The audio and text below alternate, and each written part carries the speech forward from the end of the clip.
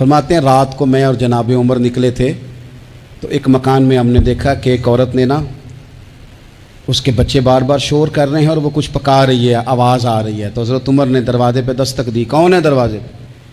کہا میں ایک غلام ہوں۔ حضرت عمر کہتے ہیں غلام ہوں، بہن کیا مسئلہ ہے، بچے کیوں رو رہے ہیں؟ تو بی بی کہنے لگی تمہیں کیوں بتاؤں، جاؤ نا اپنا کام کرو۔ حضرت عمر نے اصرار کیا تو تلخ لہجے میں، اس تلخ لہجے میں بی بی کہنے لگی دعا کرو اللہ میرے اور عمر کے درمیان قیامت میں فیصلہ کرے۔ کیسا حکمران ہے کہ اس کی حکومت میں میرے بچے بھوکے سوتے ہیں، یہ میں نے پانی میں روڑے ڈال کے چڑھائے ہیں، لیکن یہ پیٹ کی بھوک یہ بڑی ڈاڈی ہوتی ہے، یہ نیند بھی نہیں آنے دیتی۔ خیال تھا رو دو کہ سو جائیں گے پر سو بھی نہیں رہے۔ حضرت فاروق اعظم دوڑے گئے، گھر سے سامان اناج غلہ کندھے پہ رکھا۔ خادم کہتے ہیں میں نے کہا کہ مجھے دے دیں، فرمانے لگے چل تو وعدہ کرنا قیامت میں بھی میرے بوجھ اٹھائے گا۔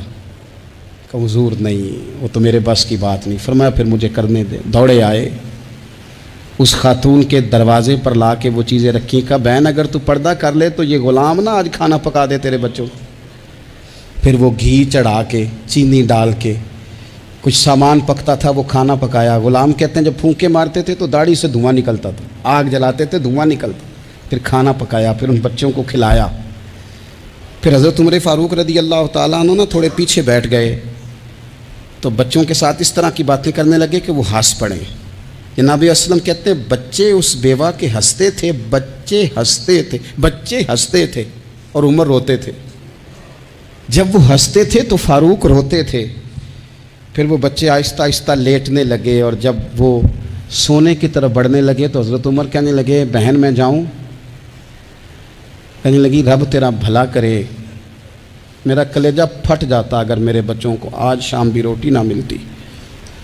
تو سیدنا فاروق اعظم رضی اللہ تعالیٰ عنہ کہنے لگے پھر تو میرے لیے دعا کرے گی؟ کہنے لگی میں دعا کرتی ہوں اللہ عمر کی جگہ تیرے جیسا کو نیک آدمی بٹھا دے۔ تو حضرت عمر کہنے لگے ایک چھوٹی سی گزارش بھی مان لو گی؟ کا کیا؟ فرمانے لگے کوئی یہ میری خدمت اگر پسند آئی ہے تو عمر کو معاف نہیں کر دیتی؟ غلطی ہو گئی، اسے پتہ نہیں تھا، اپنے منہ سے کہنے لگے سیاںا بھی نہیں، باشعور بھی نہیں، اسے چاہیے تھا خلافت کی ذمہ داریاں نہ لیتا۔ لیکن حضرت صدیق نے کہا تو وہ مان گیا، اگر تو قیامت میں اس کی شکایت لگائے گی تو بڑا کمزور پڑ جائے گا، اس کے لیے مشکل ہو جائے گا۔ تو کہنے لگی اچھا اگر تو اتنی سفارش کرتا ہے تو جا، میں نے عمر کو معاف کیا۔ حضرت فاروق اعظم نے چہرے سے کپڑا ہٹایا تو بی بی کہنے لگی اوہو آپ عمر ہیں؟